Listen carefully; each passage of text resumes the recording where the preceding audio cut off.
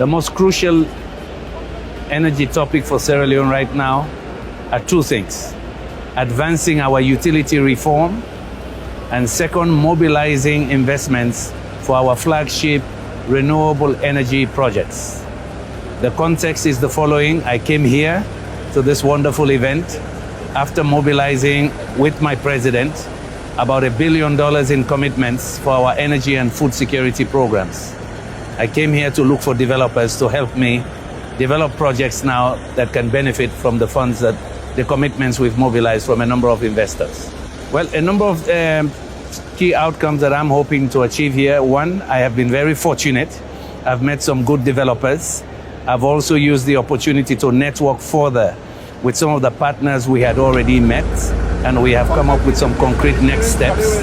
The second one is the event I just participated in. I just did a keynote, but I learned a lot from colleagues at this AFDB, African Development Bank session on technical assistance for regulatory reforms, for peer learning among CEOs, and also from Get Transform.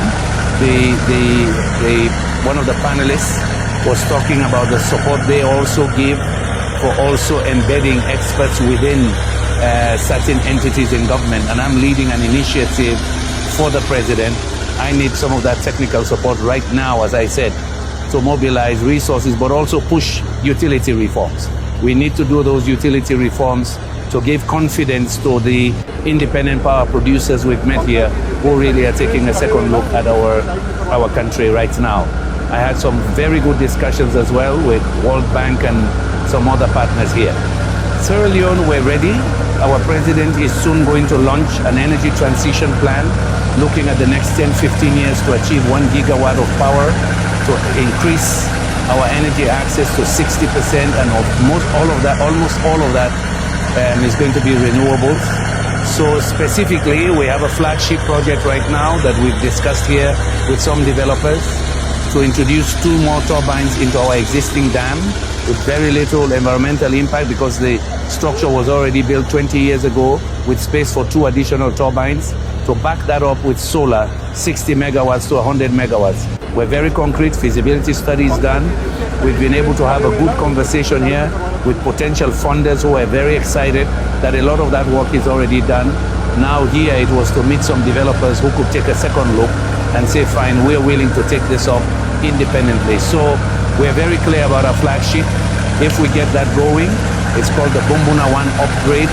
If we get it going in 2.5 years, because the structure is already there, you put the 2 turbines in, you build the solar power plants to back it up. So an integrated zero carbon effort that is going to be flagship. It adds another 120 to 150 megawatt to our capacity right now. That's all over 50% additional capacity to reach another 2 million people. We're in business within 2 to 3 years. We would have put a good platform behind our energy sector, but also the additional energy reforms that we're going to do. And so we're very clear, our president is very clear. I'm here also, let me make that footnote. My vice president could not make it because of national commitments, so I stepped in on both of their behalf, the president and the vice president.